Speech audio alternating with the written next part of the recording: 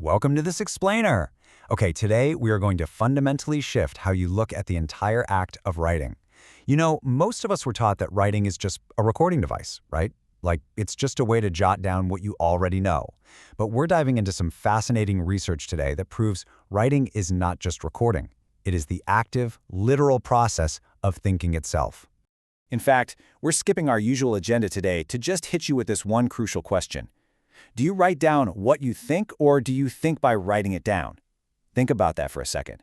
Because to really understand how we process complex ideas, we've got to completely break down our preconceived notions about how our minds actually work. Let's explore why simply picking up a pen might literally be the smartest cognitive move you can make. So, let's jump straight into Section 1, the mind dump myth, and do a little busting on the idea of inspiration. For a really long time, people fully bought into this romantic idea of spontaneous inspiration. You know the one, this hypothesis that brilliant ideas or, say, incredible stories just hit you like a lightning bolt from out of nowhere. The idea was that you simply take dictation from some divine unconscious source and just dump these fully formed ideas onto the page. Sounds nice, right? But cognitive science and the actual day-to-day habits of great writers tell a completely different story. Writing isn't a mind dump. It's actually a construction site.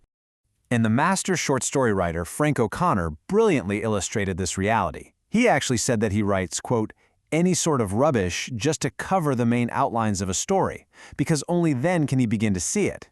He doesn't actually know the story before he writes it. The true thoughts, those actual genius insights, they're discovered entirely during the messy, physical process of putting words on paper. And James Joyce goes even further. His character, Stephen Dedalus, reminds us that a genius makes no mistakes. Rather, their errors are the portals of discovery.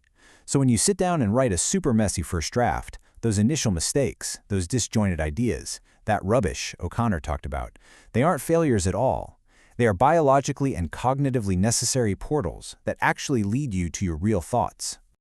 Moving right along to Section 2, reducing your cognitive load, where we look at the absolute limits of the human brain.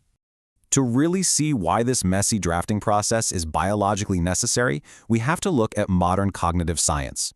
Research in journals like Language Sciences points to a pretty stark reality about our own mental hardware. Our short-term working memory is, well, it's highly restricted. We can generally only hold about 7 chunks of information in our heads at any given time. Just 7. Think about that. If you're trying to solve a really complex problem or write out a nuanced argument, 7 chunks is nowhere near enough space. Because, as researchers Hayes and Flower found, when you write, you are dealing with multiple, overlapping constraints all at the exact same time. You've got to manage your topic knowledge, so the actual facts and memories. You have to manage conventions, like grammar and syntax. Then you have rhetorical problems, like, hey, how do I keep my reader engaged right now? And on top of all that, you're constantly searching your vocabulary for the perfect word.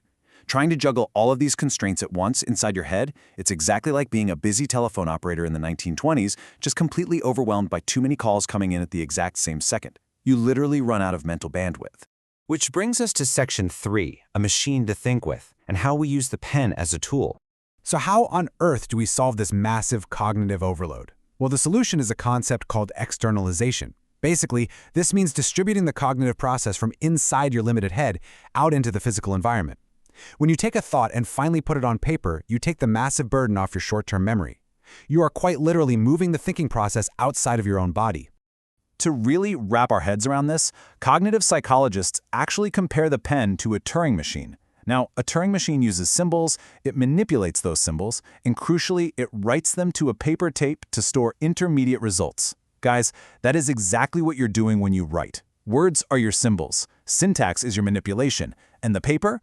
That acts as your external memory tape. It allows you to store the intermediate results of your thinking, freezing them right there in place, so you can drastically reduce your cognitive load and move on to the next logical step. The pen is, quite literally, a machine to think with. Okay, Section 4, discovering thoughts through drafting. Let's look at how amateurs stack up against the pros. So how do people actually use this external memory in practice? Well, laboratory studies by Hayes and Flower reveal a massive difference between amateurs and pros. Novice writers essentially just tinker with sentences. They write a sentence, hold it in their short-term memory, and maybe change a word or two. But expert writers, they use the paper entirely differently. They interact with it to build and access a highly specialized long-term working memory. Researchers compare it to a London taxi driver navigating a vast, super complex mental map of the whole city. The experts use the external text to hold the big picture, which frees up their brain to focus on global meaning and major structural revisions. By actually putting words on the page, writing creates what philosopher Richard Menery calls an autoglottic space.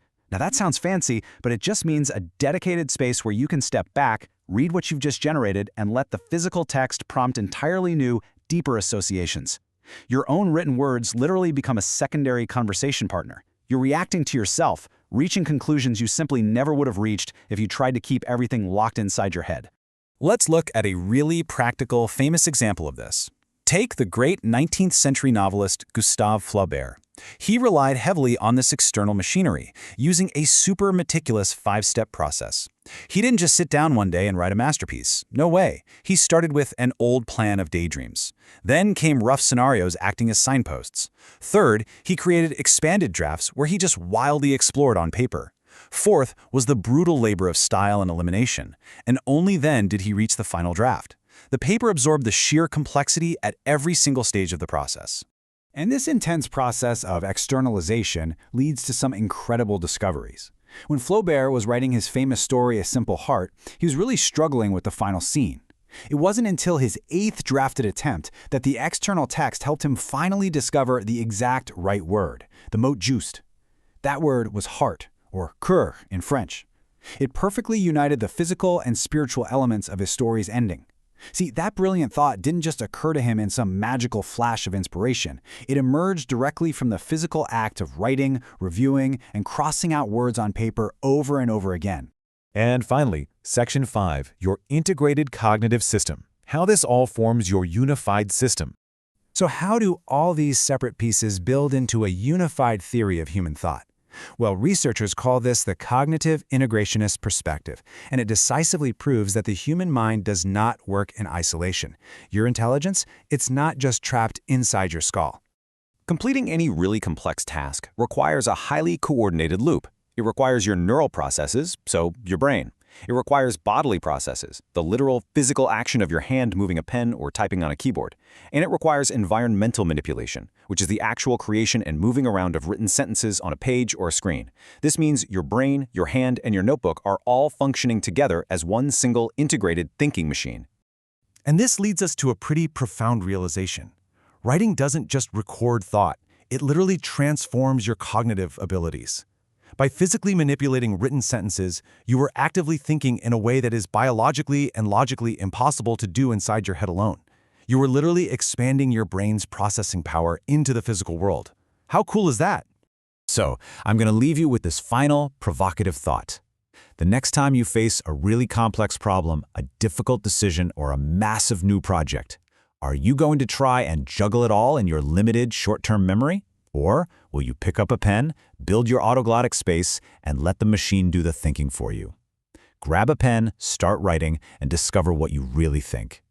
Thanks so much for joining me on this explainer, and I will catch you in the next one.